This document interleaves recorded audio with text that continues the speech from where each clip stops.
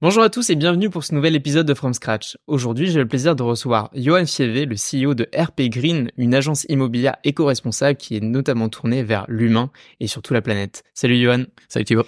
Merci beaucoup d'accepter mon invitation. On va parler de beaucoup de choses, d'immobilier bien sûr, mais pas que, parce que tu as entrepris de nombreuses choses dans ta vie. Ouais. Et je suis très heureux de pouvoir parler de tout ça avec toi aujourd'hui. Je te propose dans un premier temps que tu te présentes à nos auditeurs pour ceux qui ne te connaîtraient pas encore et que tu nous dises un peu qui tu es et d'où tu viens. Ok. Alors moi c'est Johan Fievé, 44 ans, 2 enfants, marié également. Okay. Au gros désespoir de ma femme qui doit subir tous ses business. Et comme tu l'as dit, plusieurs business à mon actif, multi-entrepreneur, une ligne de vêtements qui s'appelle Yes Paris, la franchise immobilière. J'ai écrit aussi des films pour le cinéma qui ne sont pas signés, mais on en reparlera je pense un peu plus tard. Et voilà, beaucoup de business, donc grande expérience. Génial. Écoute, dans un premier temps, je te propose que tu nous dises un peu comment tu es arrivé dans l'entrepreneuriat, qu'est-ce qui t'a donné envie d'aller finalement dans cet écosystème presque, plutôt que d'aller prendre un CDI, ou peut-être que tu l'avais déjà fait auparavant, mais voilà, pour que tu nous dises un peu ce qui t'anime dans cette vie. Alors, je pense que ça part de très jeune. Moi, j'ai un parcours assez spécial puisque je suis né dans le nord de la France. Mes parents ont été mutés, enfin mon père surtout a été muté et il a gagné. En fait, si tu veux, je vais reprendre. Mon père était carrossier, ma mère couturière. Mon père passe le concours pour devenir flic. Il le réussit et on est muté à Paris. C'était pas son choix numéro 1, mais c'était l'année où justement il y avait les plans J-Pirates, etc. Donc tout le monde est rapatrié sur Paris. On se retrouve dans une cité du 78. Donc t'arrives de la campagne où c'est des petites maisons, c'est des chemins en terre où tu passes sur des grosses barres d'immeubles. Ouais. Et t'es un des seuls petits blancs de la cité avec un père flic. Très compliqué. Donc ça a été très dur au départ. Se décambrioler je sais pas combien de fois. Ah ouais. Ouais, c'était très compliqué. Jusqu'au moment où je me fais des potes via le foot. Et puis, je commence à faire des matchs avec ceux de la cité et j'ai un petit talent qui fait que j'arrive à m'incorporer dessus. On m'appelle le petit Maradona. Grâce à ça, on a pu être cambriolés. Ils ont commencé à parler avec mon père, le respecter. Et la chance qu'on a eue, c'est que mon père était pas un pourri. Donc, ça a fait que c'était beaucoup plus facile pour nous. Et on a été intégrés à ce niveau-là. Donc, quand tu rentres dans un côté cité, il y a plein de barrières. C'est-à-dire que quand tu veux postuler pour faire des stages, etc., ton adresse fait que. T'as beau être blanc, on a beau dire que c'est vraiment rebeux, renois qui peuvent pas. Non, t'as aussi ton adresse qui fait que. D'accord. Donc, j'ai ressenti que c'était déjà très dur. Au niveau des écoles, lorsque si t'arrivais d'une cité, c'était pas la même chose. Donc, tu voyais que les entretiens étaient beaucoup plus compliqués. Tu vois, j'ai fait jusqu'à un BTS technico-commercial. Tu sentais qu'à l'entretien, c'était plus facile pour ceux qui venaient des beaux quartiers que pour ceux qui venaient de la cité. Et puis, au fur et à mesure, BTS, ça m'a pas plu. Donc, en parallèle avec mon BTS, j'ai commencé dans l'immobilier. Parce que une fois, ma femme me dit, pourquoi, enfin, c'était ma petite amie qui est devenue ma femme aujourd'hui. 25 ans, plus de 25 ans ensemble, donc je te laisse imaginer. On se connaît, ouais. Surtout à cette époque, faut dire félicitations. Ouais. Et elle me dit, pourquoi tu tentes pas l'immobilier? Ils sont toujours bien habillés, ils ont des beaux bijoux, ils sont en costard, ils ont des belles voitures. Je me dis, ouais, pourquoi pas? Je passe un entretien, je suis pris directement. Je pense qu'ils prenaient aussi tout le monde à cette époque-là. Et je commence dans l'immobilier. Quand je dis à mes parents, je vais faire de l'immobilier, à savoir que là, je peux te parler, mais avant, j'étais ultra timide. C'est-à-dire que je regardais par terre, je piquais un phare, j'étais violet, tu vois, de la couleur du micro. C'était vraiment très compliqué. Mais au bout d'une semaine, je suis dans l'immobilier, j'y connais absolument rien. Je rentre mon premier mandat de vente, et encore, c'est même pas moi qui le rentre, c'est un de mes collègues. Au bout de 3 jours, il se vend. Et on était en francs à cette époque, je prends 9500 francs. 9500 francs, c'était ce que mon père prenait pour faire un mois en étant flic en se faisant cracher dessus, insulter, etc. Et je me dis, wow, j'y connais rien, 9500 francs. Ok, c'est bon, c'est un métier pour moi. Et de là, tu démarres et tu te mets dans l'immobilier, tu gagnes beaucoup d'argent parce que c'est vraiment un métier d'argent.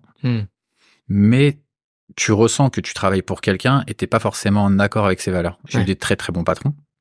Très bons dans le sens où ils m'ont appris certaines choses, mais ils avaient pas ce côté humain. Et moi, ce côté humain, là, si tu l'as pas, ça peut pas fonctionner. Donc, je suis resté un certain nombre d'années.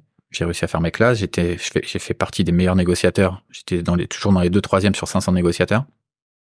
Et puis de là, tu te fais voir. Donc, il y a des gens qui essayent de te recruter pour que tu viennes leur directeur.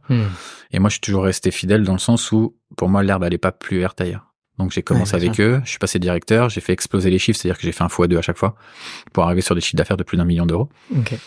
Et après, je leur ai dit, bah voilà, maintenant je voudrais ouvrir une agence, est-ce qu'on s'associe ou pas? Ils m'ont pas suivi, d'autres l'ont fait, et j'ai créé ma première structure en associé.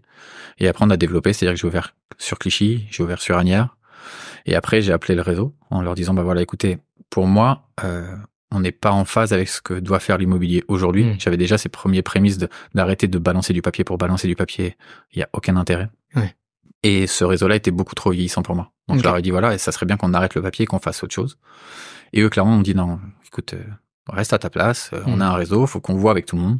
Une fois qu'on aura vu, on reviendra vers toi, mais on n'arrêtera jamais le papier. Donc là, j'ai déposé les enseignes, j'ai créé Résidence Principale, qui est devenue RP Green aujourd'hui, pour faire ce que moi j'avais envie de faire, c'est-à-dire vraiment faire un immobilier basé sur l'humain et sur l'écologie. Ouais. Mais j'aurais pu rester salarié, etc. C'est-à-dire que chacun voit midi à sa porte. Moi, je voulais vraiment apporter quelque chose à l'immobilier, parce que pour moi, c'est pas un métier, c'est véritablement une vocation. Quand tu aimes l'humain, profondément l'humain, l'immobilier est fait pour toi. Si tu le fais pour le business, ça fonctionnera jamais. Ouais. Et c'est pour ça que beaucoup quittent l'immobilier. Ils ont fait de l'argent, mais dès que ça marche plus, ils partent. Moi, ça fait plus de 25 ans que j'en fais. Donc, tu vois, j'ai commencé à 98, j'y suis toujours. Ouais. C'est que véritablement, les gens, ça m'intéresse. Il y a une valeur à leur faire montrer quelque chose. Nous, on est des créateurs de souvenirs. Beaucoup disent qu'ils sont des vendeurs de rêves. Il y a beaucoup de réseaux qui disent on est des vendeurs de rêves. Non, vendeurs de rêves, c'est pas ça. S'ils pensent vendre du rêve, non, on est des créateurs de souvenirs. Dans chaque lieu où tu seras, dans ta vie, et j'espère un paquet, tu créeras des souvenirs. Bien sûr.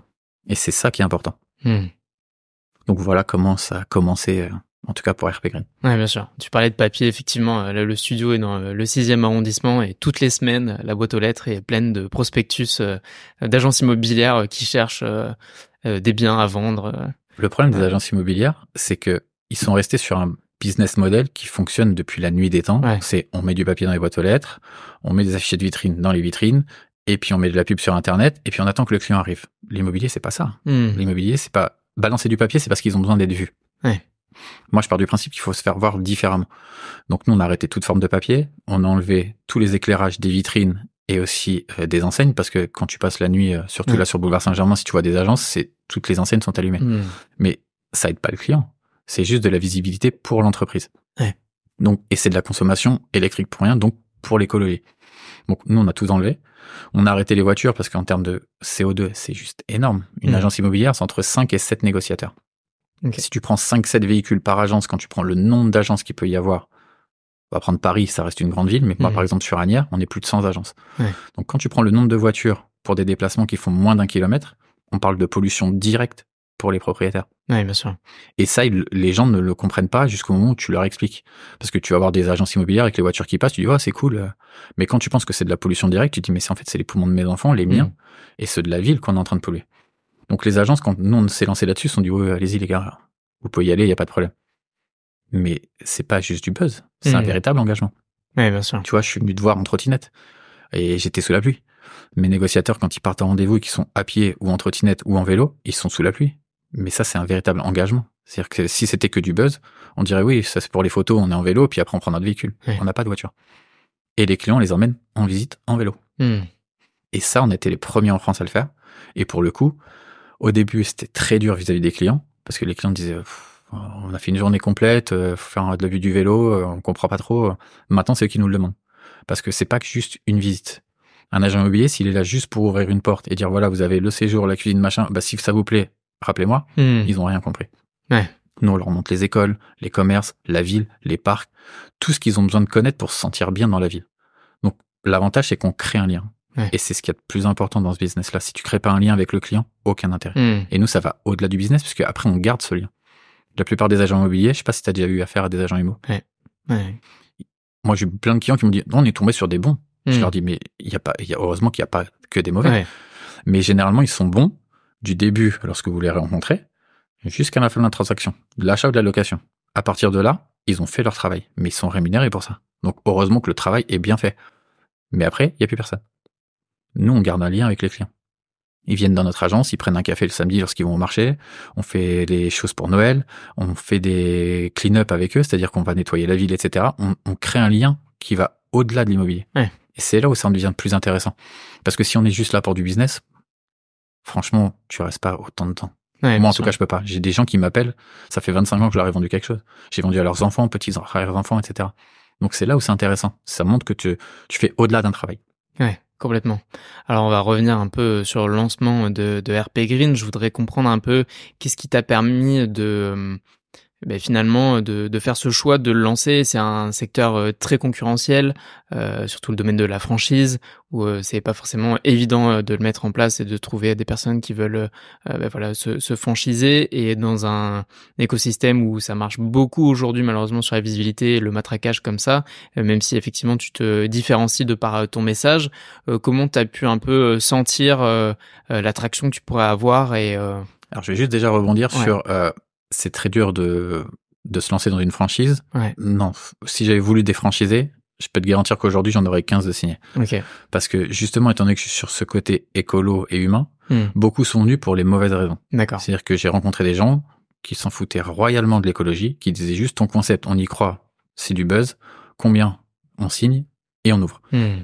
Moi, c'est pas ça. J'ai pas voulu lancer la énième franchise immobilière. J'ai voulu lancer la vraie franchise immobilière qui calquait à ce que moi je voulais faire. Donc, le démarrage, j'ai beaucoup de gens qui sont venus me voir en disant le concept est top, tu voudrais pas te lancer en franchise. J'ai jamais voulu le faire. Pendant 3 ans, on m'a titillé en disant pourquoi de lancer en franchise. J'ai pas voulu le faire. Parce qu'il faut vraiment s'impliquer et il faut vraiment que les gens que tu prennes dans ta franchise puissent avoir le même regard que toi. Ouais. Donc, je trouvais ça très compliqué. Et puis, j'ai vu au fur et à mesure avec nos clients que les clients adhéraient de plus en plus parce que justement, c'était des vrais engagements et c'était pas du greenwashing comme tu peux avoir énormément partout. Et je me suis dit, l'immobilier, c'est quand même un métier qui est ultra consommateur. On en a déjà parlé par rapport au papier, électricité, CO2, etc. Et si justement on prenait le contre-pied et qu'on créait justement cette alternative, c'est-à-dire que si les clients se retrouvaient pas dans l'immobilier traditionnel, qu'ils puissent avoir au moins une alternative. Et c'est de là où l'idée est partie. J'ai mis 6 mois à sortir le concept, même si on le travaillait déjà en avant, mais 6 mois pour avoir un concept bien complet. Parce qu'on a quand même lancé les premières bannières, tu sais, les petits panneaux vendus à vendre que tu as un peu partout sur les villes, qui sont en plastique. Moi, je les ai créés avec une usine dans le nord de la France et en lin. Donc, c'est des bannières qui sont réutilisables. D'accord. Tu les laves en machine, ils sont réutilisables. Donc, t'as plus ces panneaux en plastique qui s'envolent partout, qui sont déchiquetés, jetés à la poubelle, tu sais pas quoi en faire. Donc, c'est plein de petites choses comme ça qui font que on est sur un métier beaucoup plus vertueux et qui est de plus en plus propre. Donc, c'est là où c'est cool. Après, tu te dis, je vais le développer, je vais le lancer. Et puis, comme tout business, tu le lances en disant, on va faire que ça réussisse. On est tombé sur un marché très compliqué aujourd'hui parce que depuis 1 an, on l'a vu avec tout ce qui s'est passé. Ouais. Donc, c'est très compliqué. Mais il y a des gens qui sont intéressés, que j'ai rencontrés, qui sont pour parler avec moi justement pour pouvoir signer. Mais comme je le fais pas pour être cette énième franchise immobilière, j'ai pas d'urgence. Mon but était d'en ouvrir 20 la première année. Si j'en ouvre 0, j'en ouvre 0. Ce que je veux, c'est trouver des gens qui sont en accord avec ma perception. Ouais. Donc j'en ai 3-4 là qui sont dans les starting blocks, qui attendent de faire un peu plus d'argent parce que c'était une année difficile pour eux et qui devraient signer. Maintenant, s'ils signent, tant mieux. S'ils signent pas, ça reste très très bon maintenant amis parce qu'on s'appelle 1 ou 2 fois par mois et puis on parle de tout. Ouais.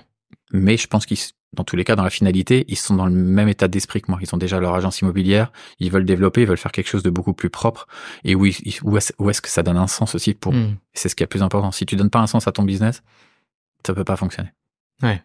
Comment tu comptes un peu résoudre cette équation, trouver les bonnes personnes qui vont être alignées avec ce message-là et au-delà de ça, après, tout mettre en œuvre pour même dans le recrutement des salariés qu'ils aient tous le même message et que ça soit pas effectivement un phénomène de buzz et que ça se délite au gré des ouvertures. Alors moi, c'est très simple et la question est très bonne parce on me la pose très rarement. Mais généralement, comment moi ça se passe, c'est je fais un premier entretien téléphonique qui dure à peu près entre 30 et 45 minutes. On n'est pas au chronomètre. Si ça dure 1 heure, ça dure 1 heure.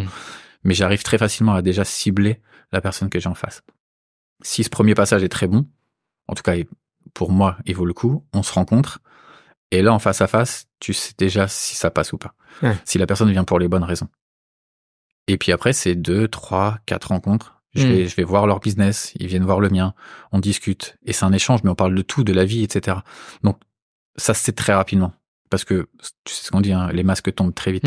T'as beau essayer de jouer un jeu, à un moment ou à un autre. Donc après, tu lui poses les questions, justement, et le pourquoi du comment. Ouais. Et après, pour les équipes, pour les premiers, en tout cas, j'ai dit pour les 50 premiers, c'est moi qui vais les former.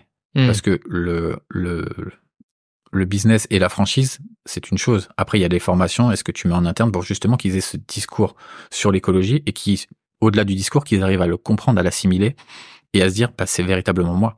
Ouais. Tu vois, mes négociateurs, quand j'ai lancé cette franchise, je leur ai laissé le choix. Soit vous adhérez parce que vous le ressentez que c'est quelque chose qui est intéressant, soit vous avez le droit de partir. Et si vous voulez travailler sur une agence concurrente de la même commune, vous aurez le droit parce que c'est moi aujourd'hui qui veux lancer ce côté écologie. Ouais. Ils sont tous restés parce qu'ils le ressentaient. Et parce que ça leur plaît. Et aujourd'hui, tu vois, se lever le matin en disant je fais quelque chose de bien, et ce que je fais le soir en disant j'ai fait quelque chose de bien, bah c'est toujours mieux de se dire bah j'ai vendu quelque chose. Oui, bien sûr. Ça va au-delà de ça. Il y a une cohérence d'ensemble que tu recherches. Et les négociateurs, du coup, viennent pour autre chose que du business. On est tous là pour gagner de l'argent. Et l'immobilier, c'est un métier d'argent. Mais les négociateurs, du coup, ressentent ça et viennent pour autre chose. Ouais. C'est-à-dire que du coup, dans la journée, ils savent qu'ils vont faire du bien aussi bien à leur ville qu'à la planète et par tout ce qu'on fait. Toi, on donne de l'argent aux associations, etc. J'ai créé ma propre association, l'association RP Green, qui est là pour justement en aider un maximum d'autres. Donc, on aide les apiculteurs aujourd'hui, avec l'abeille de compagnie, qui réintroduit l'abeille en France. Et on sait à quel point l'abeille, c'est important pour tout l'écosystème. Tout à fait. Donc, on parraine beaucoup d'associations. Et là, j'essaie de voir pour créer autre chose, justement, parce que la plupart des gens, lorsque tu parles d'association, ils disent, nous, on aime bien donner, mais on sait pas où est-ce que l'argent va. Bah, je suis en train de voir, justement, pour que chaque personne qui donnera pourra potentiellement choisir ce qu'elle veut aider dans sa propre commune. Des gens en difficulté, des enfants qui n'ont pas les moyens de s'acheter peut-être des livres, des crayons, des cahiers, des ordinateurs, etc. Voir comment on peut agir directement sur notre propre secteur. Ouais, tout à fait. Alors, tu parlais tout à l'heure un peu de greenwashing et justement, j'aurais une première question en lien avec le recrutement. Alors, sans vouloir révéler les secrets de ce que tu peux mettre en place pour déceler les bons et les mauvais profils, mais est-ce qu'il y a un peu des questions charnières ou des comportements un peu que tu vas juger comme étant des red flags et qui vont te mettre tout de suite la puce à l'oreille sur le fait que non, c'est une personne qui va pouvoir collaborer. Déjà, quand tu parles écologie et humain, si la personne n'est pas capable de répondre et tu lui demandes pas des questions ciblées sur l'écologie, hein, mais quand tu t'intéresses véritablement à l'écologie et à l'humain, tu en parles très facilement. Quelqu'un qui est pas capable d'y répondre, ça veut pas dire qu'il est fermé à ça. Mais soit il est ouvert et tu sais que dans ces cas-là, c'est à toi de l'ouvrir encore plus pour l'emmener à ce que tu veux. Soit il l'est pas du tout et tu l'emmènes clairement en disant, bah écoutez, allez plutôt travailler avec les autres parce que justement, sur toutes les enseignes immobilières, vous trouverez votre bonheur. Ouais. Mais on fait la même chose avec nos clients. Un client qui est pas du tout sur l'écologie, et j'en ai, hein.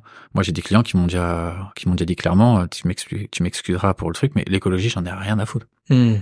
Ça ne m'intéresse pas. Donc, je veux travailler avec vous parce que vous êtes la meilleure agence d'Anières sur Seine, mais l'écologie, moi, je m'en fous. Ouais. Ben, on leur dit clairement, ça pourra pas fonctionner. Tu vois, ça s'arrête là. C'est-à-dire qu'on, c'est pas du business. On leur dit clairement, bah, écoutez, il y a 90 agences sur la commune, travaillez avec eux, vous trouverez votre bonheur, mais avec nous, c'est l'écologie. Ouais. Non, mais je veux travailler avec vous, mais l'écologie, je veux pas m'en parler. Non. Donc, on limite du business, mais parce qu'on veut rester en adéquation avec ce que nous pensons. Ouais. Et ça, c'est très dur. Et les gens comprennent pas. Hein. Ils se disent, mais attendez, comment ça, vous refusez du business? Non, on refuse pas du business. On veut juste que vous soyez en phase avec ce que nous pensons. Maintenant, si vous êtes ouvert à l'écologie, à moi de vous l'expliquer, parce que c'est quelque chose qui est ultra important. Si vous êtes fermé au cul, et j'en ai eu 2, depuis 3 ans, j'en ai eu 2. On n'a pas travaillé avec eux. Et pour le recrutement, les gens viennent maintenant nous voir parce que justement, ça, c'est dans leur valeur. C'est-à-dire qu'ils se retrouvaient pas dans l'immobilier parce que c'était trop côté argent et que du coup, ça leur ouvre d'autres perspectives. Et là, ça devient intéressant. Maintenant, est-ce qu'ils sont faits pour l'immobilier? Ça, c'est autre chose. Mais en tout cas, oui, en termes de recrutement, c'est plus ciblé. Et les gens viennent pour ça. Ouais. Et regarde justement tes clients, comment est perçu le message bah, effectivement, tu parlais qu'il y a des personnes qui effectivement viennent chercher le service au-delà du fond, enfin service en tant que tel, c'est-à-dire d'agence immobilière et pas pour le message et les valeurs que vous souhaitez mettre en avant. Est-ce qu'il y a une méfiance? Est-ce que tu ressens une méfiance par rapport à tout ce qu'on peut voir aujourd'hui sur les réseaux sociaux et les mauvaises histoires qui sont... C'est pas trop une méfiance, parce que nous, on a la chance sur Asnières d'être une des meilleures agences du secteur, avec de très très bons avis, etc. Les gens se renseignent avant. Donc c'est pas une méfiance, mais c'est toujours... ouais, enfin, on connaît. Toutes les sociétés aujourd'hui font un peu de l'écologie... Et c'est là où on arrête tout de suite, c'est qu'on leur dit, bah écoutez, justement, nous on a mis autre chose, c'est-à-dire que vous allez vivre une expérience client que vous n'aurez pas ailleurs. Et c'est pas juste un dire, c'est-à-dire que vous allez pouvoir vous en rendre compte puisque vous n'allez pas faire que nous en termes d'agence immobilière. Mais on leur explique, c'est-à-dire qu'on prend le temps.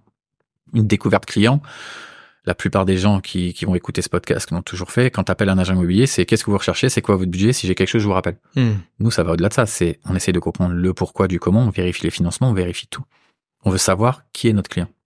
Parce qu'à partir du moment où tu le connais, c'est plus facile de lui proposer des choses que d'avoir juste une feuille ou quelque chose d'enregistré sur l'informatique en disant bah voilà, il recherche un 5 pièces avec 3 chambres, etc. Non, ça va au-delà de ça. Donc déjà, t'as ce côté humain et ce lien qui se crée. Et à partir de là, quand tu leur expliques qu'ils vont devoir faire les visites en vélo, que leur argent va servir à faire bénéficier des associations, qu'on fait énormément de choses à côté parce qu'on leur donne tout un écosystème autour, c'est-à-dire qu'on leur donne des crayons à prêter pour les enfants, parce qu'on justement veut aider les enfants à comprendre l'écologie, parce que c'est l'avenir. On travaille aussi beaucoup avec les écoles par rapport à ça. On leur donne plein de petites choses qui sont faites écologiquement parlant, c'est-à-dire que des top bags en lin, etc. Donc on leur montre que c'est un véritable engagement. Nous, ça nous coûte une fortune.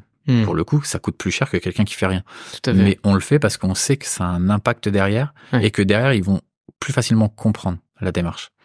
Et quand tu les intéresses, bah, nous, on leur cache rien. Quelle association, où on va partir leur argent, combien ça va rapporter, combien ils ont donné, où est-ce que ça va aller.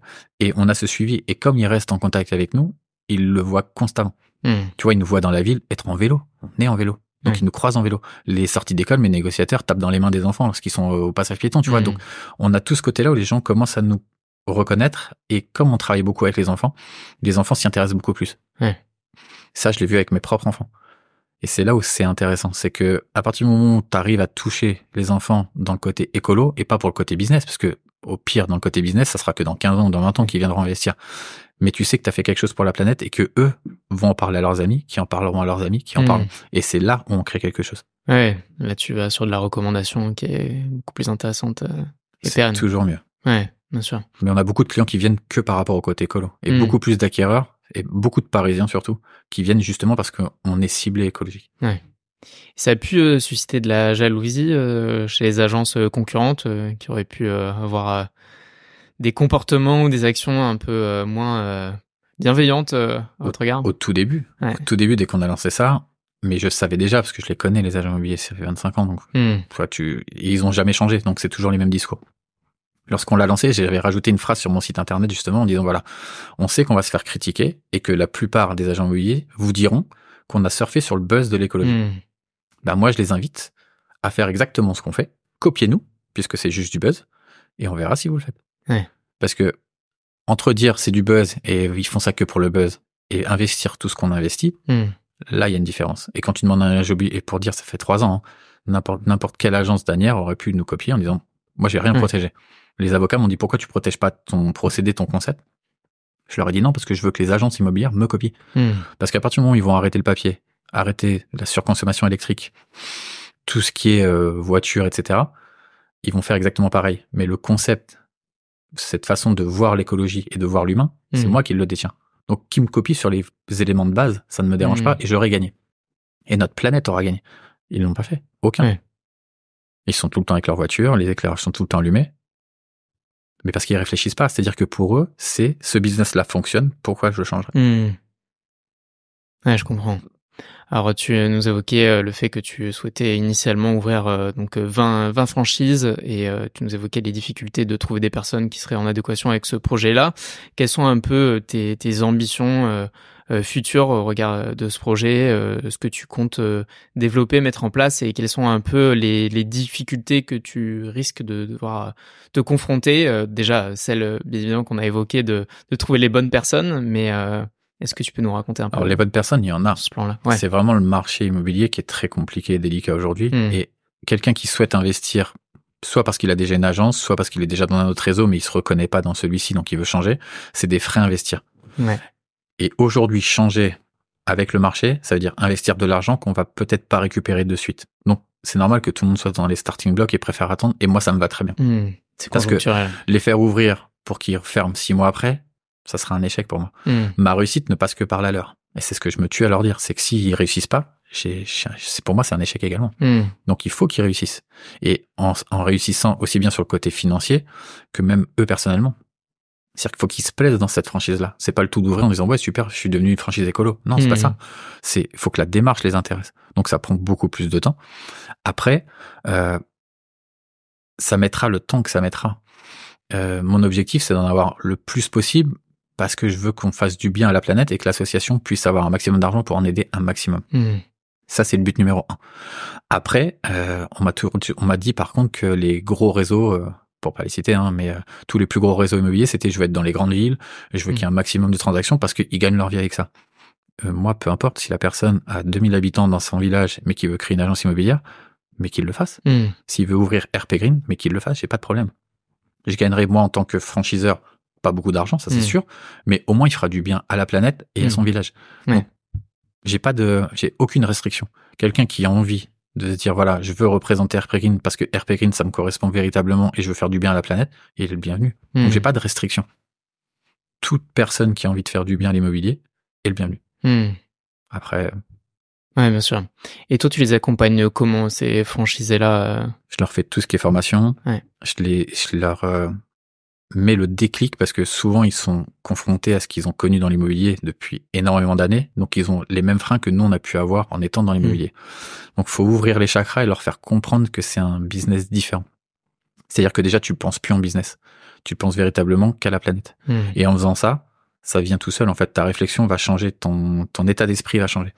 Donc, tout cet accompagnement, cette formation, c'est moi qui l'ai fait. Et après, je les suis au quotidien. C'est-à-dire que appel, visio, déplacement, je vais dans leur entreprise, etc. C'est moi qui les accompagne. En tout cas, je vais pouvoir gérer sur les 50 premières. Après, on sait comment ça se passe. Mais le tout, ça sera de trouver des gens qui seront en adéquation avec moi. Et à partir de là, on aura tous la même vision. Mais le but, c'est de les accompagner le plus possible parce que moi, je suis très dans l'humain. On en a parlé beaucoup. Moi, c'est vraiment ce qui m'intéresse, l'humain. Donc, si c'est pour faire quelque chose basé sur l'humain, mais qu'on les accompagne pas, aucun intérêt. Ouais, bien sûr. Est-ce que tu as des envies d'aller plus loin dans l'exercice et pourquoi pas parler de promotion immobilière? Alors, c'est un métier qui est complètement différent, mais pourquoi pas aller jusqu'à proposer des constructions qui soient dans la même veine, qui on va dire, sont soumises à un canevas de règles qui sont respectueuses de l'environnement. J'ai des promoteurs qui m'ont appelé. Moi, je le ferai pas. Parce que c'est un véritable engagement, c'est un vrai métier, il faut avoir les corps de métier, etc. Aucun intérêt. C'est un vrai savoir-faire. Et aujourd'hui, on voit déjà le mal qu'ils peuvent avoir. Par contre, j'ai été appelé par pas mal d'entreprises qui sont véritablement sur un cahier des charges entièrement éco-responsable, avec des nouveaux matériaux, avec des toits végétalisés, etc. Tout ce qui a été fait véritablement pour se dire, on a pris un créneau différent et qui me propose d'être en association avec eux, dans le sens où moi, je m'occupe de la commercialisation. Pareil, il y en a certains où on est en discussion, d'autres où ça ne m'intéresse pas si jamais je suis en concurrence avec des agences traditionnelles. Parce que je peux pas avoir moi un discours et une agence traditionnelle en avoir une autre. Si on travaille sur les mêmes bases et la même envie, là on peut travailler ensemble. Mais les promoteurs vont y venir petit à petit. Il y en a déjà qui sortent, mais ils sont obligés parce que les gens changent, leur façon de penser est en train de changer. Et les gens commencent à comprendre que c'est véritablement un impact. Alors c'est pas parce qu'il y a eu aussi là cet été avec tout ce qu'on a pu avoir. Oui, ça a choqué tout le monde. Mais je le vois surtout au niveau des jeunes aujourd'hui, ils ont vraiment cette fibre écolo et ils le revendiquent et ils ont pas peur d'y aller. Et c'est ce qui est impressionnant, c'est-à-dire que moi à leur âge, jamais de la vie je me serais permis. Bien sûr. Et ils ont un vrai impact.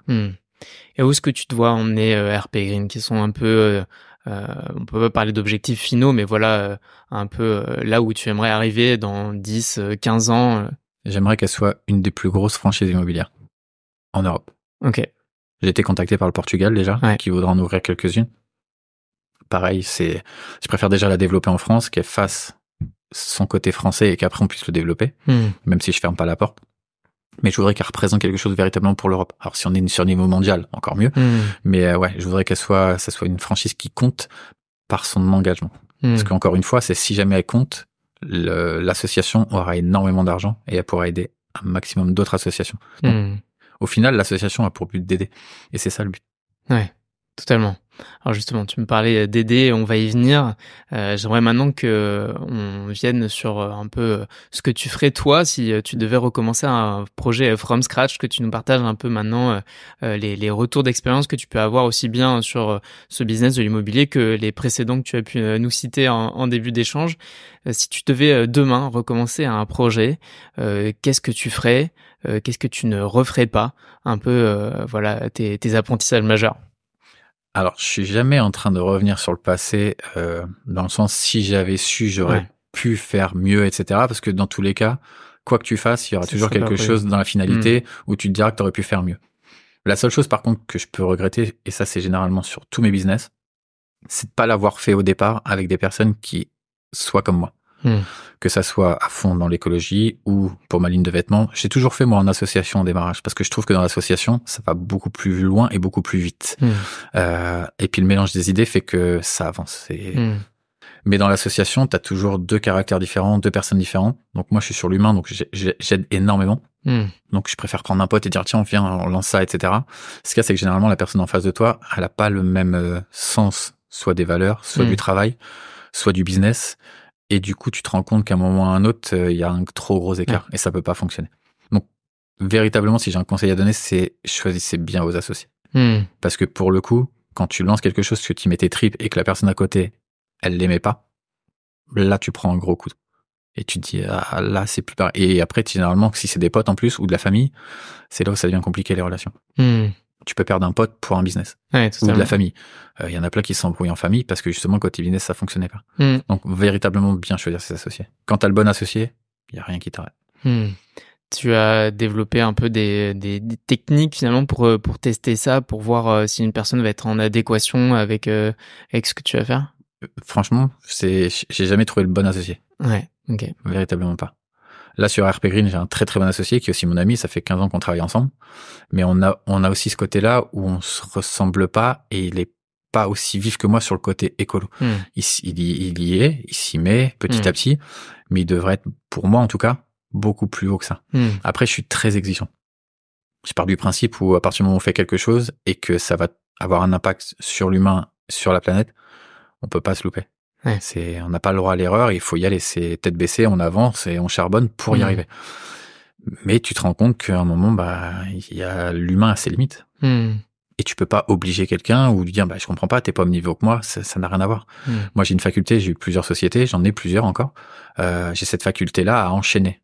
Mais parce que j'ai trouvé mon équilibre. Je te parlais des enfants tout à l'heure, j'ai 2 enfants, c'est mon équilibre. Véritablement. J'entends beaucoup sur Link, etc., des gens qui disent oui, c'est 10 000 euros par mois, ma vie c'est ça, c'est ça, c'est ça. Mais je pense qu'ils ont véritablement, et ça reste mon propre avis, tu n'as pas compris la vie tant que tu n'as pas une famille et que tu te rends compte que tout le business que tu fais là, ça sera pour eux. Là, ça prend une autre envergure. L'écologie, ça est venu parce que justement, quand moi j'ai eu mes enfants, je me suis dit, mais qu'est-ce que je vais leur laisser? La planète, dans quel état je leur laisse? Que ça soit sur l'humain, quand tu vois tout ce qui peut se passer autour de nous aujourd'hui, c'est même plus des bagarres, c'est on se bat pour tuer, c'est tu peux plus sortir parce que t'as peur de te faire agresser, les femmes peuvent plus s'habiller d'une telle ou manière parce que sinon t'es vite compris que, enfin c'est un monde de fou. Et tu te dis, mais qu'est-ce que je vais laisser à mes enfants? Et c'est là où tu vois le monde autrement et que t'essayes de le faire pour que eux se sentent mieux. Mais on n'est pas tous pareils. Il y en a, c'est l'argent, les amis, les sorties, etc. Moi, ça a été ce concept-là parce que c'est moi. Mais si les gens pensaient un peu plus à l'humain, les business marcheraient mieux et on ferait beaucoup plus de bien à notre planète. Tu t'es à chaque fois associé sur tes projets? Ouais. Peut-être la peur de le faire tout seul. Je pense que au démarrage, c'était ça. Surtout quand j'ai lancé mes premières agences immobilières, c'était vraiment la peur de le faire tout seul. Tu te dis, si tu te plantes quand même, c'est chaud. Et puis après, c'est moi, comme je suis beaucoup, comme je t'ai dit, sur l'humain, c'est dès que tu t'entends bien avec une personne, c'est écoute, moi j'avais ce projet-là, est-ce que ça t'intéresse? Ouais, bien sûr. Généralement, ils savent que je suis un taffeur et que j'y vais à fond, donc ils se regroupent très vite en disant c'est bon, on vient avec toi. Et puis ils me laissent taffer. Généralement, c'est ça. C'est Yoann il taffe et puis nous, à côté. Et puis après, tu vois l'écart et tu te dis, mais les gars, si moi je fais tout le taf et que vous faites rien, à un moment, vous servez à rien. Donc là, tu dis, on se sépare. Ça sert à rien. Et puis là, maintenant, à part sur le côté RP Green, où je suis en association avec, je te dis, mon ami qui est depuis 15 ans, on travaille ensemble, tout le reste, tout seul. Ok. Et je reprends pas quelqu'un parce que je veux que des personnes qui soient à mon niveau, dans le sens où, s'ils viennent, c'est pour upgrader. Mais comme je suis très, très, très sélectif et très exigeant, c'est très dur. Pour quelqu'un de rentrer, c'est très dur. Je comprends. A contrario, est-ce qu'il y aurait, un peu une bonne formule ou des pratiques que tu as pu mettre en place au gré de tes expériences et que tu referais demain sur un projet parce que ça te paraît essentiel? Jamais rien lâcher. Peu importe qu'on puisse dire que t'es pas fait pour ça, que tu y arriveras pas parce que tu viens pas de ce milieu-là, etc. Ne jamais rien lâcher. Quelqu'un qui a une envie, qui a une idée, faut pas qu'il s'arrête. Faut qu'il fonce. Mais ça passe par quoi parce qu'effectivement, ça, c'est un état d'esprit et je pense beaucoup de personnes peuvent l'avoir au démarrage, mais à force d'avoir des bâtons dans les roues, pas des résultats tout de suite, etc. T'as toujours des bâtons dans les roues, mais que ça soit des problèmes techniques, mais t'as beaucoup, et surtout, c'est les gens autour de toi qui font que les gens autour de toi c'est l'être humain en général, et beaucoup en France, c'est tu n'y arriveras jamais, pourquoi tu fais ça? Mais ce qu'il faut vite comprendre, c'est que la plupart des gens, et ça peut être même la famille, lorsqu'ils te freinent sur quelque chose, c'est juste parce que ils n'ont pas assez de cran pour le faire. Ouais, ils projettent Donc, ils leur propre préfèrent, insécurité sur toi. toi, essayer de te rabaisser en disant, bah, au moins il sera comme nous, que de te voir réussir. C'est malheureux, hein. Mais une fois que ça, tu l'as compris, bah, en fait, tu fonces. Moi, j'ai passé, tu vois, quand véritablement je lance un business, c'est 17-18 heures par jour. Et non-stop, jusqu'au moment où il est lancé. Et quand il est lancé, tu continues tant que t'as pas réussi. Après qu'il y ait un échec, tu peux avoir l'échec au bout, mais au moins tu ne regrettes pas. Si tu marches sur des œufs, tu dis bon bah je vais plutôt écouter lui, parce que ils sont tous de bons conseils, hein. Mais au final, c'est pas eux qui sont dedans. C'est quelqu'un de l'extérieur. Quand toi t'es dans ton business, t'as véritablement planché dessus, tu sais où tu veux aller. Les autres ne le savent pas, tout ce que t'as pu plancher, tout ce que t'as pu faire pour justement le mettre en place. Donc ça reste que des avis extérieurs. Après, il y a ceux qui écoutent, et je pense que ça leur met plus de bâtons dans les roues qu'autre chose. T'as ceux qui font tête baissée et qui rentrent dans un mur. Après, c'est de trouver le juste milieu. Moi, je pense que j'ai une étoile au-dessus de la tête depuis que je suis né, et qui a fait que je me suis pas planté. En tout cas, c'est pas de la plantade où véritablement tu perds de l'argent, parce que moi j'ai ce côté familial aussi, donc je sais d'où je viens et je veux pas y retourner. Donc c'est toujours calculé. Tout est ficelé avant, en me disant voilà, qu'est-ce que je risque? Ça met pas en péril ma famille, donc je peux y aller. Je prendrais pas un crédit d'1 million d'euros et me planter pour dire bah, j'ai mis ma famille dehors. Aucun intérêt. Et des business, je te dis, j'ai fait, on en a parlé un tout petit peu tout à l'heure, mais j'ai lancé une ligne de vêtements, j'y connaissais rien du tout. J'ai écrit des scénarios pour le cinéma, je connaissais rien du tout. Donc j'ai fait énormément de choses où je venais pas de ce monde-là. Mais justement, quand tu viens d'en bas et que tu t'es construit tout seul, tu rentres pas dans cette facilité. La plupart des boîtes aujourd'hui, c'est j'ai de l'argent, je paye. Moi, c'est plutôt, même si j'ai de l'argent, comment je peux payer le moins possible pour faire exploser mon business.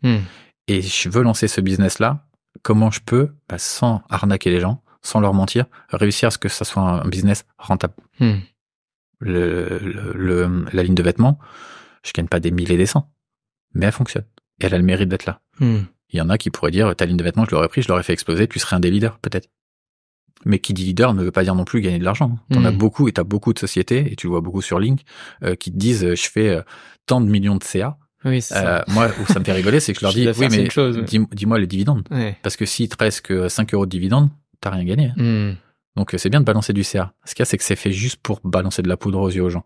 Regardez, je gagne beaucoup. Non, moi, c'est pas ça qui m'intéresse. Et quand quelqu'un me dit, je fais tant de CA, je lui dis, non, dis-moi ce que te reste à la fin. Et j'ai plein de potes dans l'immobilier qui me disaient, je fais des 2 millions d'euros de chiffre d'affaires à l'année. Je disais, ok, super. Et tu te verses combien à la fin de l'année? Ah, bah, 0, parce qu'en fait, on investit beaucoup. Donc, en fait, 0. Donc, en fait, heureusement que tu fais 2 millions. Sinon, tu perdrais l'argent. Donc, tu vois, c'est là où faut avoir cette faculté d'analyse. Ne pas écouter tout ce qui se fait autour et se faire confiance. Les gens qui s'enflamment en disant, ah oui, lui, je le crois, il va me faire gagner des milliers et des cents. Il n'y a pas de remède miracle. Il n'y a pas une personne qui est capable de te faire gagner des milliers et des cents. La seule personne qui est capable de te faire gagner des milliers et des cents, c'est toi. Parce que c'est toi qui as conçu ce business. Et si véritablement c'est un business qui fonctionne, il y a des gens qui viendront te racheter. Voilà, faut pas, si vraiment ça fonctionne, t'as des mecs qui sont là exprès, qui justement surveillent les sociétés, qui se disent si ça fonctionne, je le rachète. Donc si on n'est pas venu, c'est que c'était pas encore rentable. Non. Voilà. Pas se prendre la tête.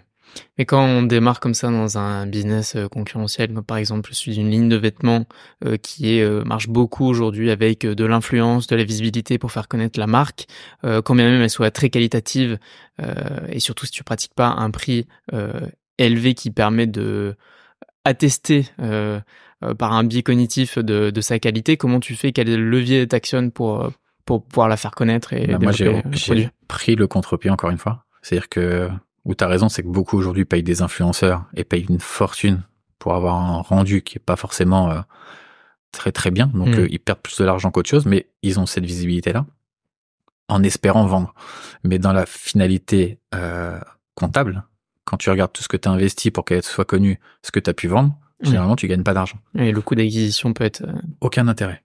Donc il y en a qui le font, mais il faut vraiment faire un coup de poker et ça cartonne. Moi, j'ai pris le contre-pied en disant, voilà, je ne payerai personne. Par contre, je vais essayer de la faire connaître en mettant des stories, en faisant avec des amis que j'avais qui sont un petit peu connus, qui avaient fait soit des télé-réalités, etc. Bah écoutez, essayez de venir faire mes shootings, etc. parce que ça me donnait un tout petit peu de visibilité. Et j'ai des amis qui l'ont fait, donc ça a été cool. Mais après, j'ai eu la chance que beaucoup de personnes du showbiz portent ma ligne de vêtements. Mais pas parce que je leur ai donné, parce que je donne pas de vêtements. Je pars du principe où ils ont autant d'argent que les autres. Donc pourquoi leur donner? Donc la plupart des personnes m'appelaient en disant non, attends, moi tu me donnes les vêtements, on a l'habitude de me les donner, tu me les donnes, et en contrepartie, moi je te fais de la notoriété. Je leur disais mais fais-moi de la notoriété si t'as envie d'en faire. Achète les vêtements, et si ça te plaît, t'en feras. Si ça te plaît pas, t'en feras pas. Mais je ne t'offrirai rien. C'est-à-dire que soit t'achètes, soit t'as rien. Et tous ceux qui l'ont porté, et on parle de Miss France, on parle de plein de choses, tous ceux qui l'ont porté l'ont acheté. Alors, ancienne Miss France, hein, comme ça, c'est pas la Miss France actuelle, l'ancienne Miss France qui les ont portés, des chanteurs, des danseurs, des acteurs, mais tu ne payes pas. C'est-à-dire qu'il y en a qui vont jouer la facilité, je vais donner 15 000 euros, puis au moins ça va faire que... Non, pour connaître ce milieu-là, c'est très compliqué.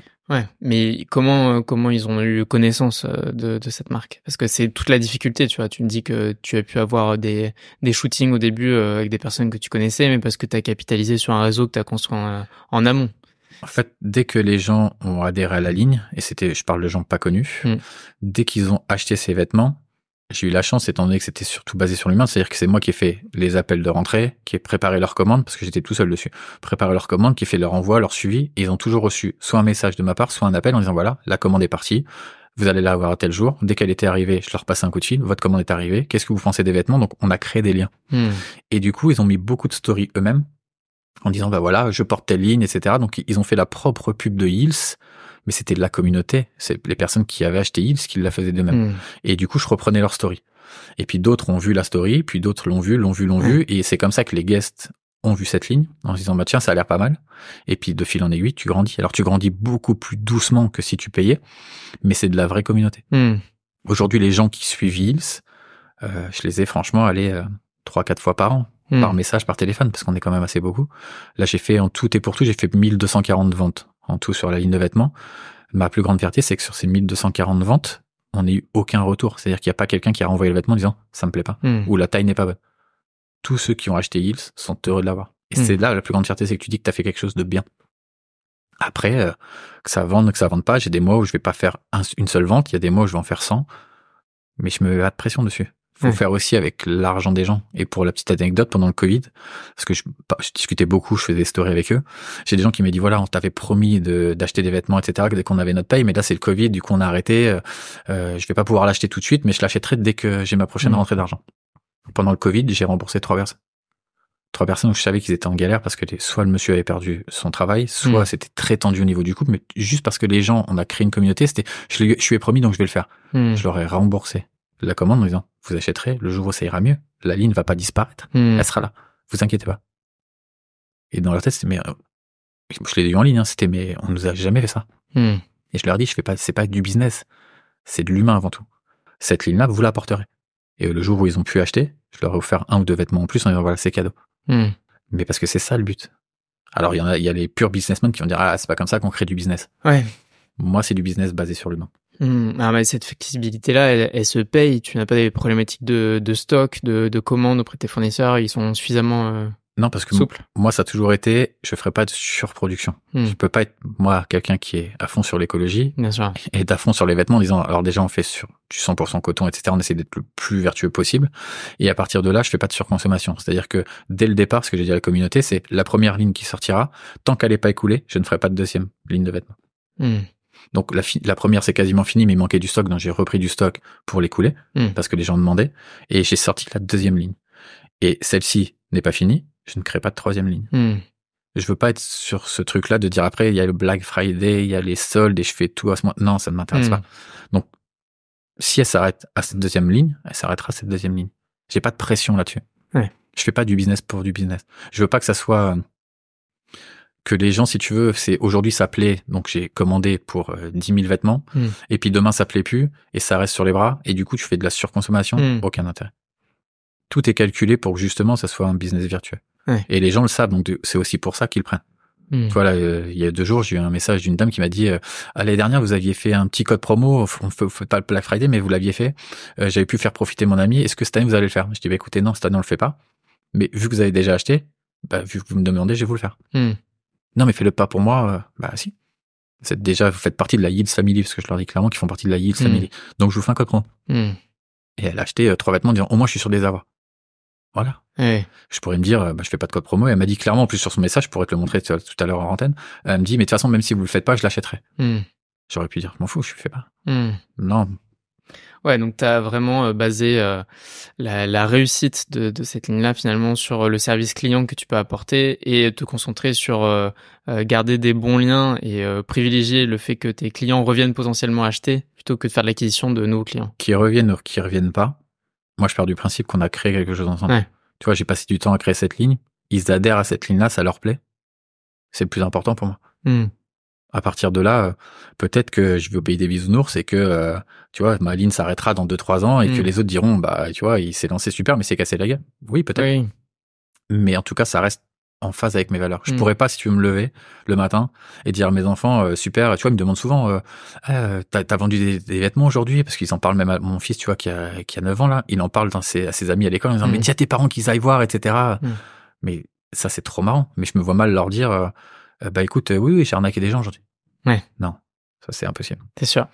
Et que ça soit dans l'immobilier, mais peu importe mes business, et même en-delà du business, dans ma vie de tous les jours, je suis à fond sur l'humain. J'organise des anniversaires pour des amis.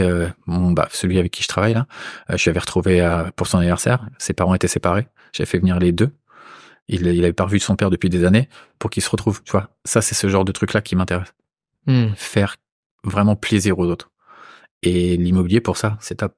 Parce que les gens sont en recherche de leur bien immobilier pour construire quelque chose. Ouais. Et à partir du moment où tu les aides, tu sais qu'ils vont créer des souvenirs de fou dedans. Ils vont voir leur famille, ils vont grandir ensemble. Et c'est là où c'est intéressant. Ouais, bien sûr. La reconnaissance, elle est là. Ouais. Après, tu peux faire ça aujourd'hui parce que tu as une autre activité à côté et tu n'es pas à 100% dépendant de cette marque-là. Aussi. Et c'est ce qui te permet d'avoir cette liberté-là. C'est ça qui est intéressant d'être libre. C'est que l'immobilier me permet aujourd'hui d'avoir ce côté remplir le frigo et d'aider un maximum de monde. Ouais. Tu vois, avec ma femme, nos parents vivaient à la cité puisqu'ils ont toujours vécu dans la cité. Nous, on a travaillé très dur en se disant voilà, on travaille très dur, mais parce que on veut les sortir de la cité. Donc, on a pu acheter quelque chose et mettre mes parents et mes beaux-parents ensemble dans une maison pour qu'ils sortent de ce côté cité même. Et maintenant, ils ont leur propre jardin, ils puissent s'éclater, etc. Donc, chacun ses envies. Mais l'immobilier m'a permis de pouvoir justement faire d'autres choses à côté. Quelqu'un qui lance son business et qui est véritablement basé dessus, bah oui, il a peut-être pas cette réflexion. Mais pour moi, je pense que dans la finalité, si tu restes véritablement dans l'humain, même s'il marche pas ce business, t'auras rien à te reprocher. Parce que vivre avec ce côté, j'ai arnaqué des gens, ça s'est mal passé, tu l'as toujours. Et ça, c'est pas bien. Et la mauvaise presse et la mauvaise pub, on sait que ça va très vite. Ouais, bien sûr. T'as beau essayer de faire le maximum, quand tu fais quelque chose de mal, ça va très très très vite. Non, mais aujourd'hui, ça te permet de capitaliser sur tous les risques que tu as pu prendre et ce que tu as pu mettre en place pour aujourd'hui pour pouvoir faire de nouvelles choses en fonction de tes valeurs. Et c'est ce qu'il y a de génial. J'imagine que dans toute cette expérience-là, tu as quand même connu des échecs. Est-ce qu'il y en aurait un en particulier qui t'a vraiment marqué et que tu aimerais nous partager? Le plus gros, enfin en tout cas les deux plus gros où ça reste lorsque j'ai écrit 2 scénarios pour le cinéma. D'accord. J'avais créé un teaser pour faire une série basée sur le chant, la danse, parce que je suis très comédie musicale, etc. Okay. Et Canal+ est venu me chercher pour sortir cette série, parce que dès qu'il est sorti, ça a fait un buzz monstre. Je suis passé dans les radios, etc. en disant c'est la future série Glee à la française, etc. Enfin, véritablement, j'étais harcelé de demandes. Canal+ est venu me chercher en disant voilà, on veut ton teaser, on veut le produire. Par contre, on veut être associé avec toi au niveau de ta société. J'ai dit non. Je dirais pas non aujourd'hui. Mais en tout cas, à ce moment-là, j'ai dit non. Parce que c'était un raz-de-marée. C'est-à-dire que ça faisait une semaine qu'il était sorti, c'était un vrai raz-de-marée. Donc, j'ai ce regret-là de me dire, si je l'avais fait, bah, ça aurait pu potentiellement me mettre un pied à l'étrier pour pouvoir en faire plus. Et mon deuxième regret, c'est que j'ai signé 2 scénarios avec une boîte de production. Ils se sont tombés à l'eau à cause du Covid, c'est-à-dire qu'ils ont fermé. J'ai récupéré mes droits aujourd'hui, mais si ces 2 films-là étaient sortis, ouais, je pense que j'aurais pu faire un sacré truc dans le cinéma. Et pourquoi t'as refusé? Avec Canal+, parce qu'ils demandaient une partie de ma société. Ouais. Ça faisait un raz-de-marée. Quand, si tu veux, tu ne viens pas de ce milieu-là, tu crées quelque chose avec des amis en espérant que ça marche et que ça cartonne. On a fait plus de 8000 vues en 24 heures. Toutes les radios m'ont appelé. tu te dis, mais il est trop tôt. Une semaine, Canal+ me demande, mais peut-être que je vais avoir quelqu'un d'autre et peut-être qu'on va gagner de l'argent et que on va réussir à la sortir. Bah, maintenant, avec le recul, tu te dis, bah, si je l'avais sorti avec eux, au moins, il y aurait quelque chose qui aurait existé. Donc ça, c'est ce truc-là, parce que comme j'étais pas tout seul, j'avais les danseurs, les chanteurs, etc. On aurait tous existé sur quelque chose. Mais je me dis aussi que peut-être qu'avec Canal+, ça aurait pas fonctionné. Et tu vois, le truc, ça aurait peut-être été une pseudo-série, pas en tout cas avec la qualité que moi je voulais y mettre. Donc on peut toujours trouver le verre à moitié vide ou à moitié plein. Mais ça m'a emmené sur le côté cinéma, où le fait de pas avoir signé avec Canal+, j'ai pu signer avec le cinéma. Ouais. Et ce cinéma, j'ai eu la chance de signer ces 2 scénars. S'ils avaient pas, eux, sombré à cause du Covid et mis la clé sous la porte, là, je serais en train de tourner les films, mais il serait peut-être un, en tout cas, serait sorti. Donc, l'un dans l'autre, voilà, c'est 2 plus gros regrets, parce qu'il y a vraiment un film qui était pour moi le plus important, parce que ça aurait parlé à mes enfants.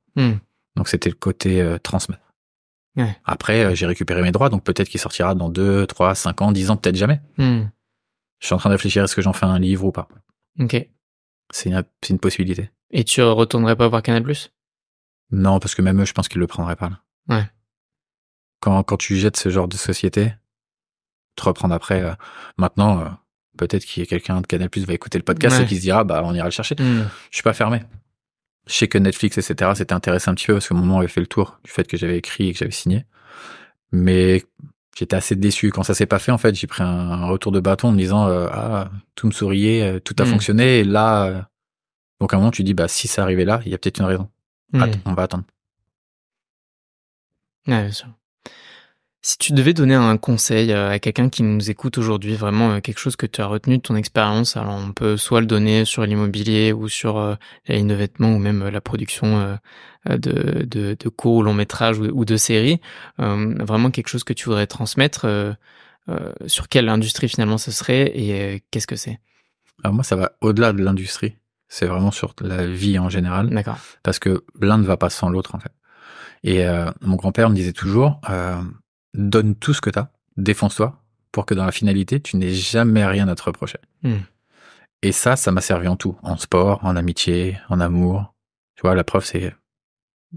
Aujourd'hui, je peux faire tout ça grâce à ça. Et je me le répète très souvent, et je le sors très souvent à mon fils. En disant, voilà, garde cette phrase-là parce qu'elle te servira toujours.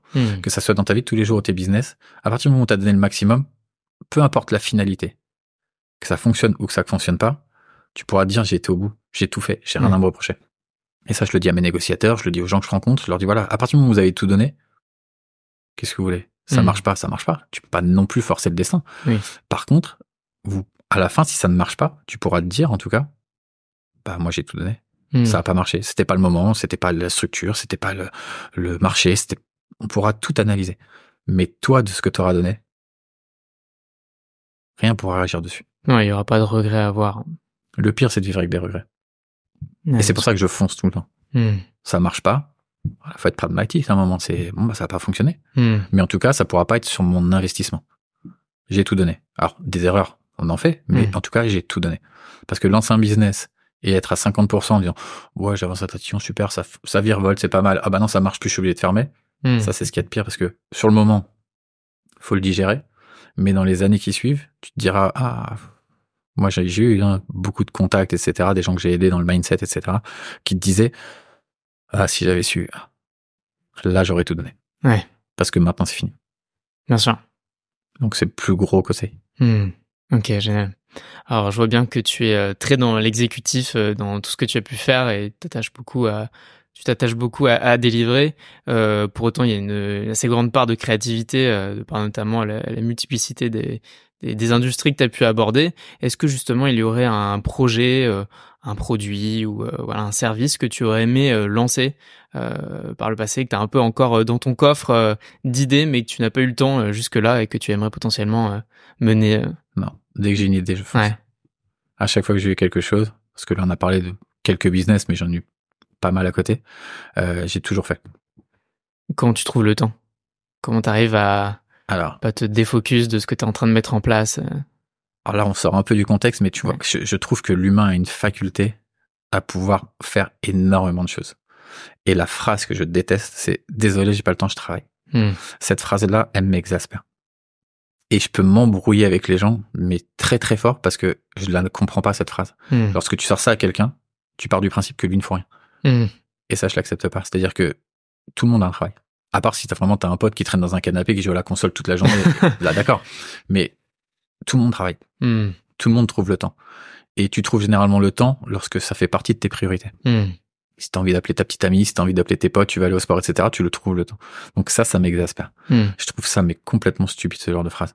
Donc, quand tu veux trouver le temps, tu le trouves.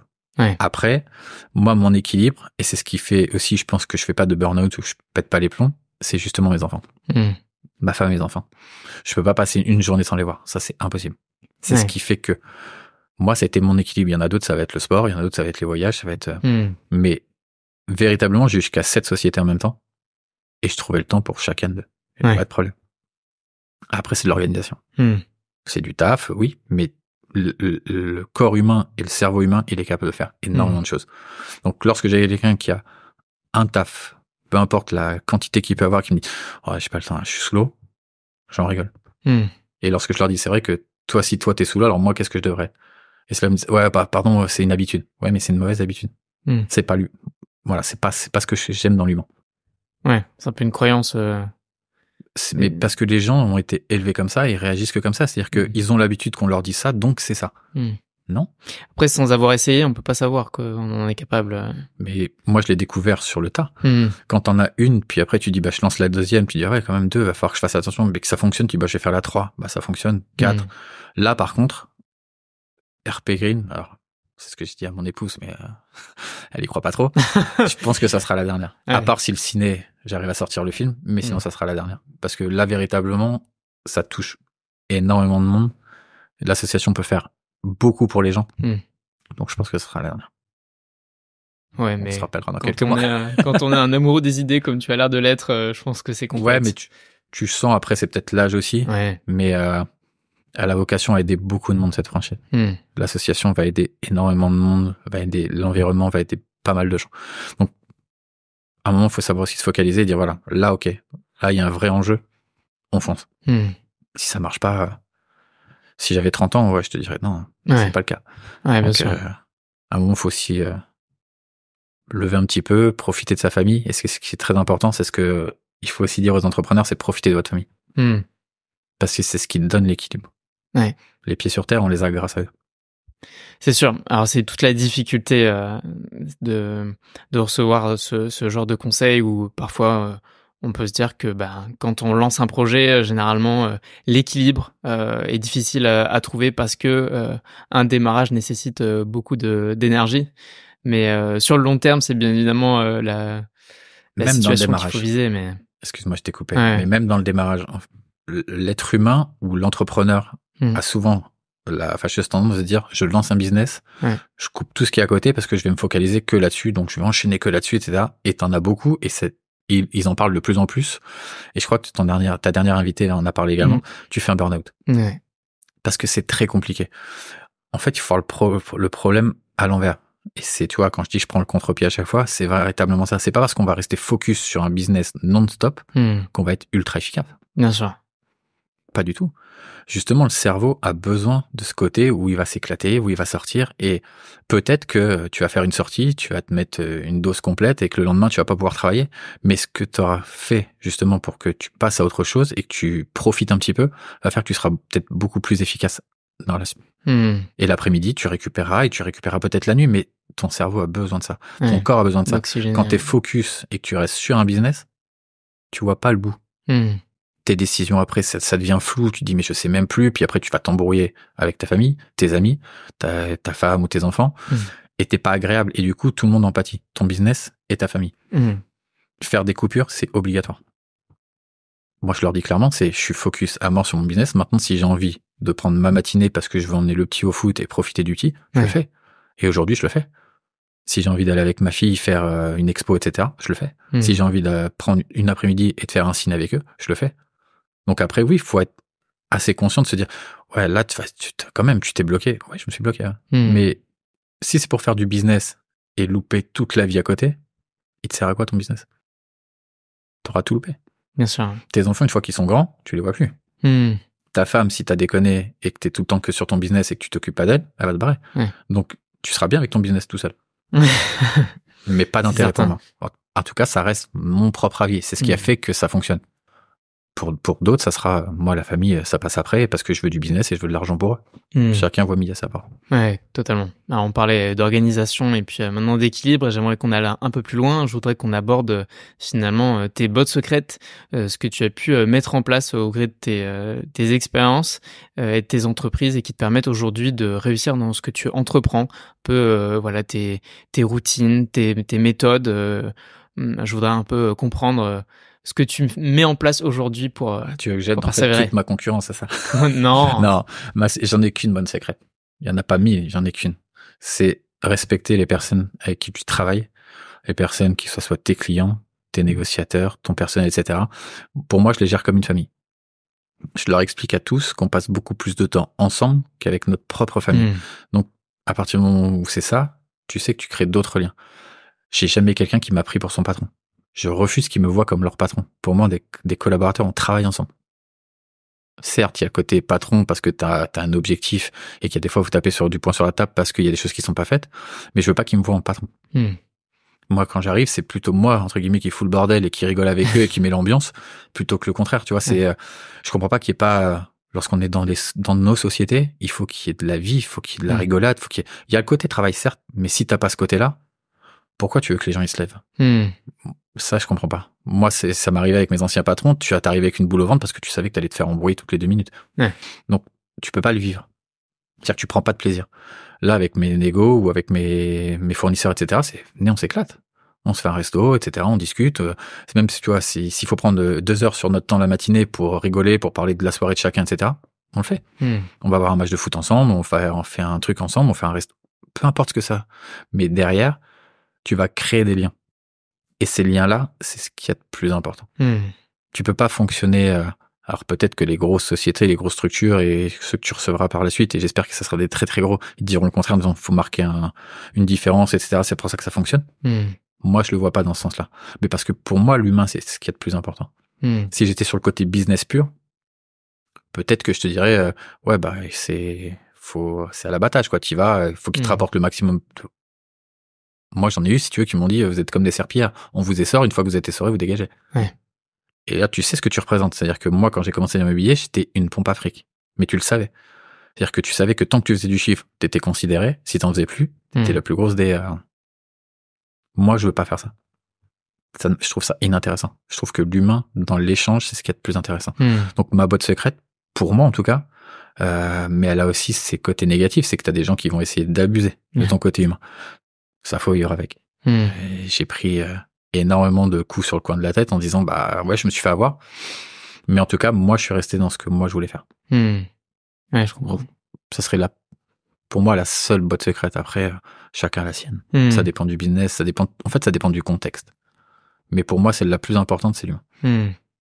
Alors justement, pour pouvoir mettre ça en place, je m'interroge sur comment est-ce que tu progresses, comment tu évolues sur ces sujets-là, sur la compréhension de l'humain, sur est-ce que ça passe par des lectures, est-ce que par des expériences, des voyages Depuis tout petit, je me suis intéressé à l'humain. Parce qu'on était obligé, c'est-à-dire que quand t'arrives et que tu arrives dans une cité, alors que tu viens de la campagne, il y a des codes que tu connais pas. Donc j'ai rencontré mes amis d'enfance, parce qu'ils sont toujours mes amis, c'est que tu les vois toujours, c'est-à-dire que tu as rencontré leur famille, tu vois des familles différentes, des horizons différents, et du coup t'apprends.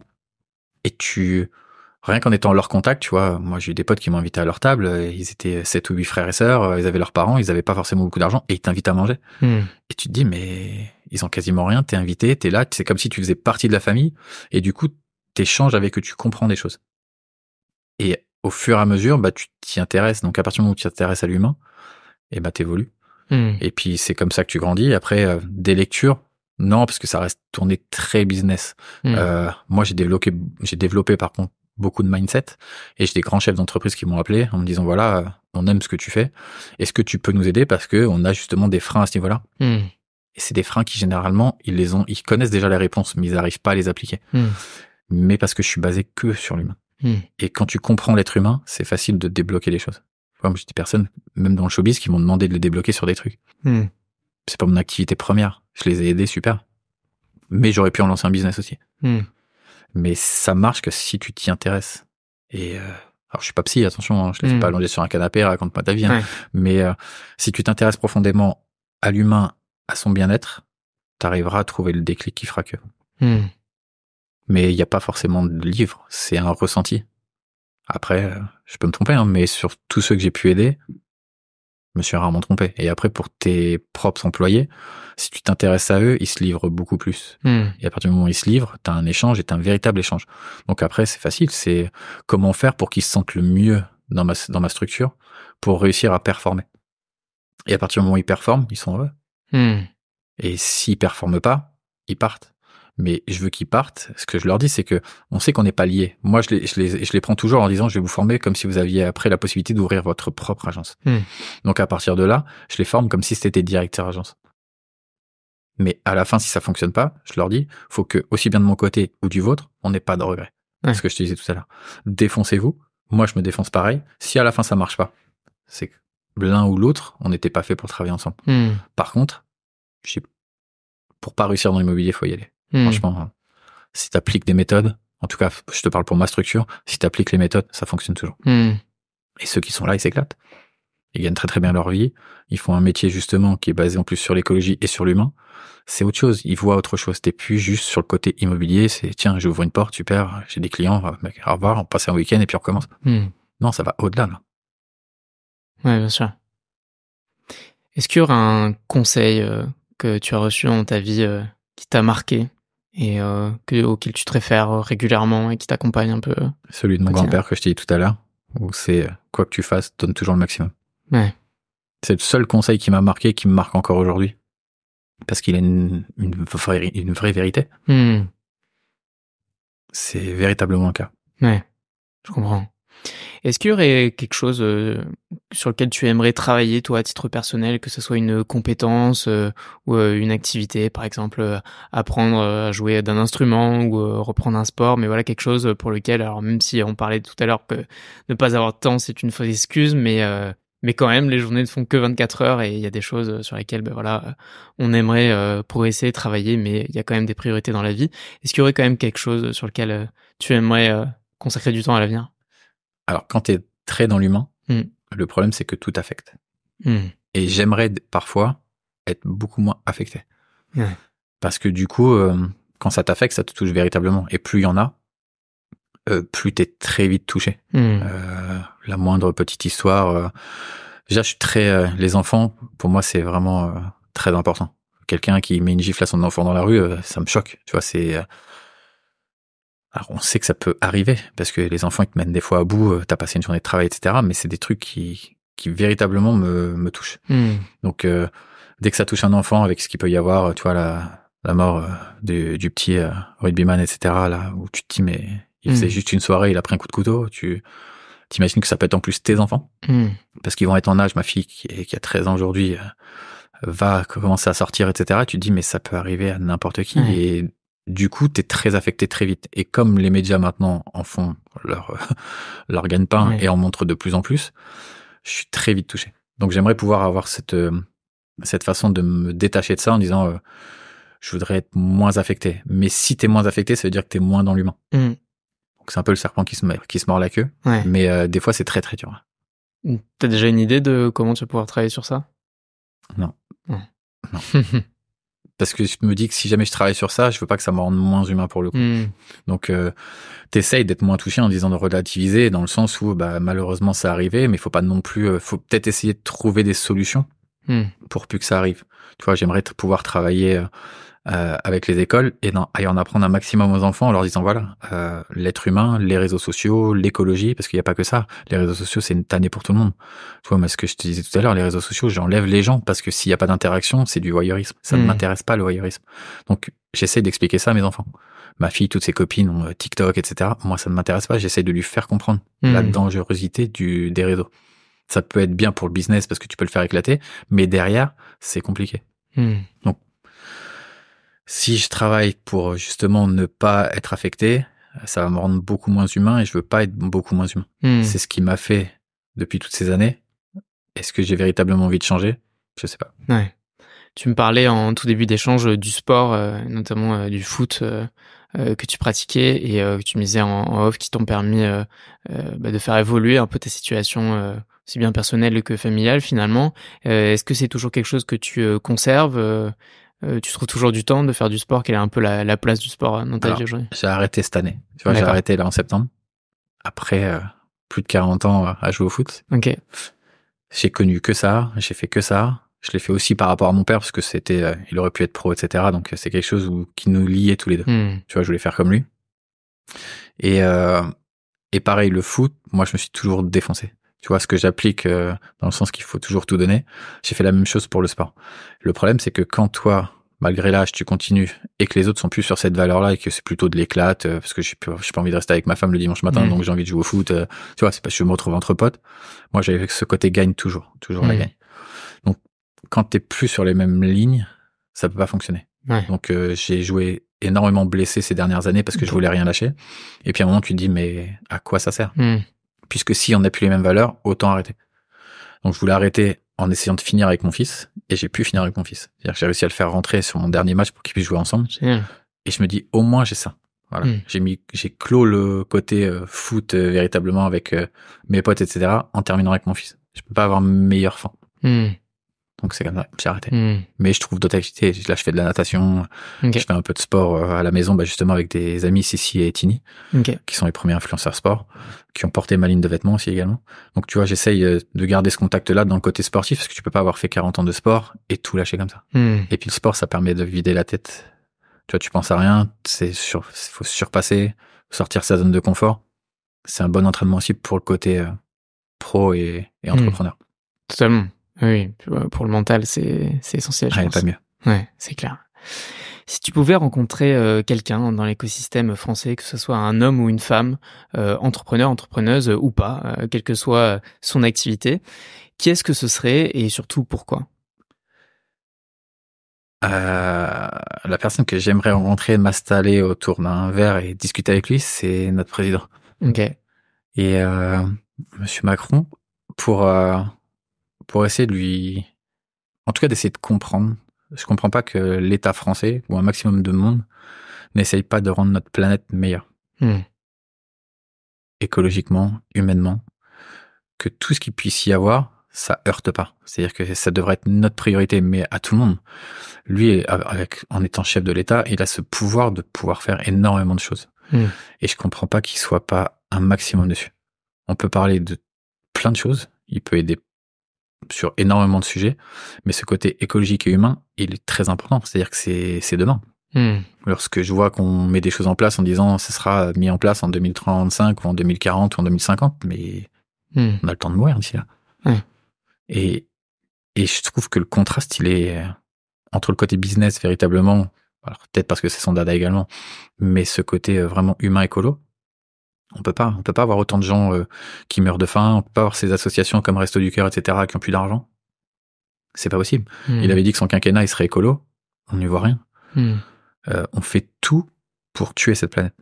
Et je comprends pas, et j'aimerais comprendre, et je voudrais qu'il me l'explique, et avoir un échange là-dessus, et peut-être l'aider même sur, parce qu'il y a peut-être pas les gens autour de lui qui l'aident à ce niveau-là, mais lui dire, mais faut ouvrir les yeux, là. C'est maintenant qu'il faut agir. Donc ça serait ma personnalité. Ouais. C'est sûr que on oublie parfois quand même que c'est pas le seul à agir et que il est conseillé et parfois c'est peut-être là aussi où il faut aller chercher la problématique. De toute façon, il est pas tout seul. Non, mais c'est évident. Mais je pense que l'État, c'est lui qui le représente. Beaucoup de personnes l'oublient. Mais ça devrait être quelque chose de ultra important. Et on devrait s'y mettre maintenant. Ouais.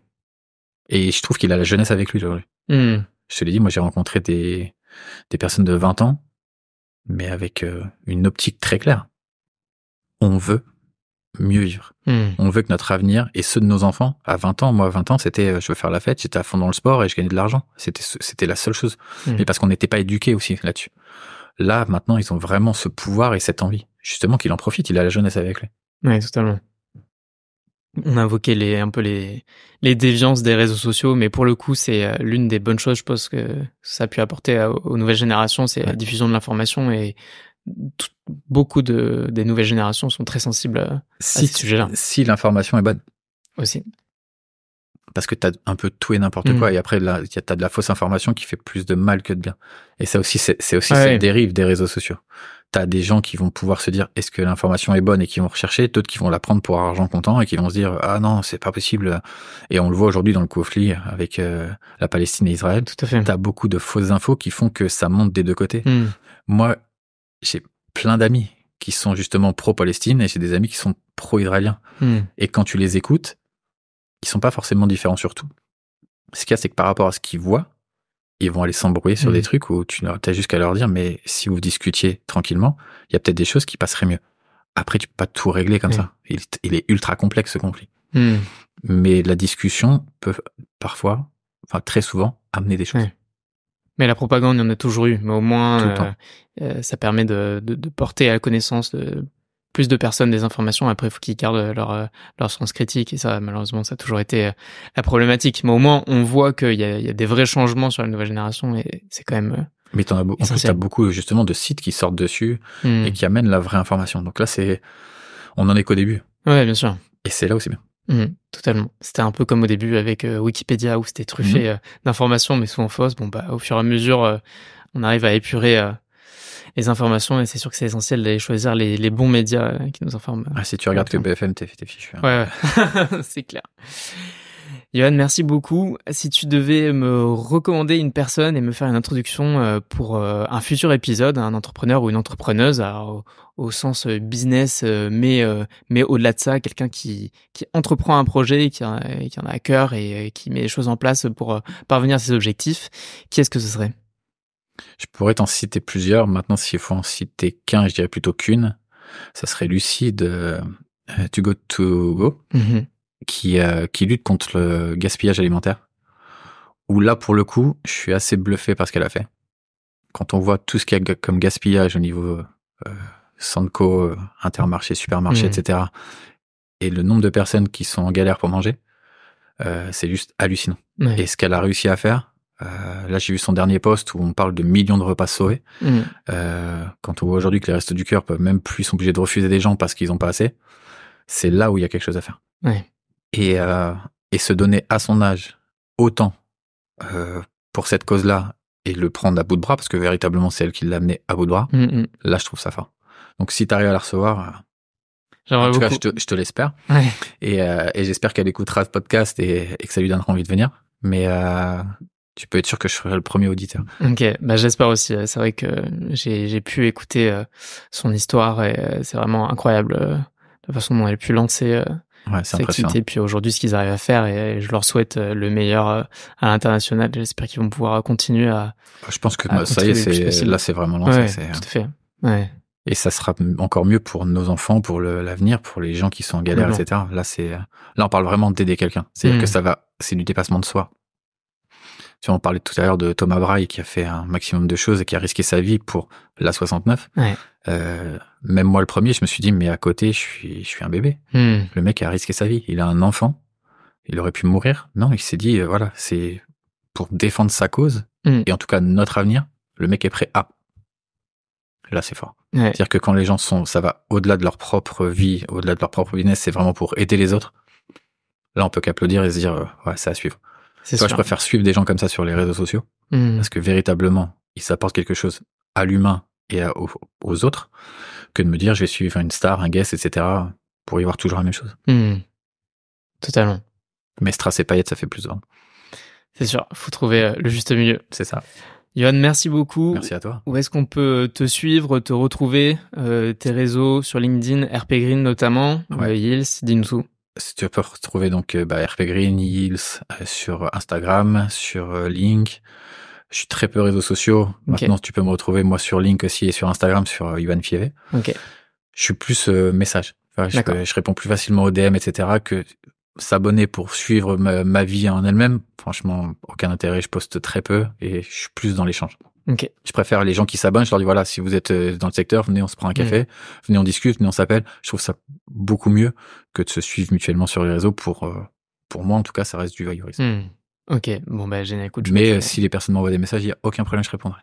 super, bah, je mettrai tous les liens en description, Super. de l'épisode. Yoann, merci encore, c'était Merci à vraiment toi. top. Merci pour, tout ton partage. C'était vraiment, génial et j'espère que ça servira au plus de personnes possible. On l'espère tous, hein.